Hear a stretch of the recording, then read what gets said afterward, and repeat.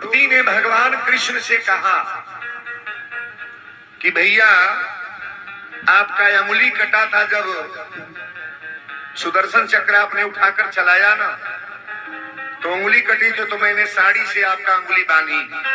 बड़ा ध्यान से सुनिएगा, आपकी अंगुली बांधने वाली मैं हूं और भाई कहने वाली मैं हूं।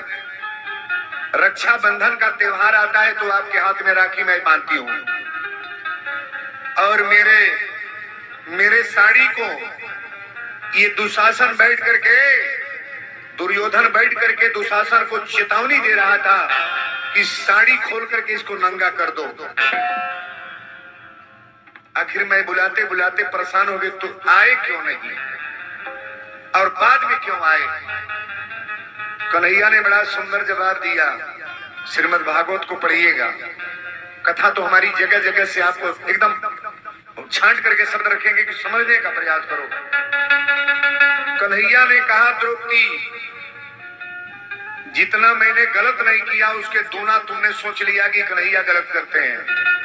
आप ईमानदारी से बोलना, कभी भगवान गलत करते हैं? करते हैं? बहुत लोग कहते मेरा बेटा मर गया, मेरा भाई मर गया, मेरी औरत मर गई। ये आप जैसे खेती किए हो, न आपका बेटा है, न भाई है, न मर्द है, न कोई है। ये तो भगवान की खेती है, जिसको जब चाहे ले ले। कन्हैया ने कहा, द्रौपदी मेरी एक कमी तुम दिखा रही हो, आप बताओ मेरे में कमी है कि तुम्हारे पतियों में? द्रौपदी ने कहा, मेरे पति में क्या कमी है बताओ। तो कन्हैया ने कहा, जब पासा होने लगा जुआ हुआ कि नहीं? महाभारत की कथा में जुआ है, तो जौने घरे जुआ हुई घर गांव बर्बाद हुई कि निमन रही। कन्हैया ने कहा, द्रौपदी जब जुआ पासा चल रहा था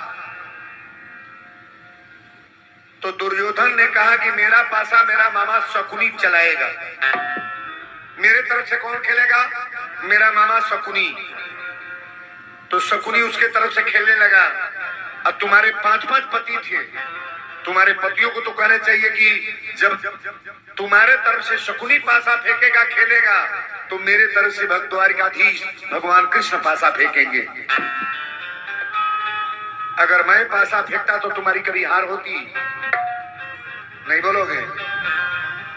कन्हैया जी अगर खेलते तो कभी अर्जुन हार जाते, कभी धर्मराज युधिष्ठिर हारते? कन्हैया ने कहा, अगर मैं पासा फेंकता तो देखता कि कैसे तुम्हारी हार हो रही है।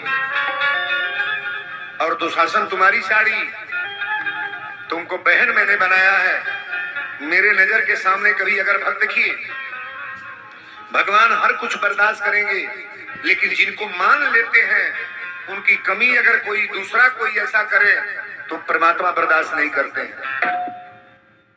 ये है भाव।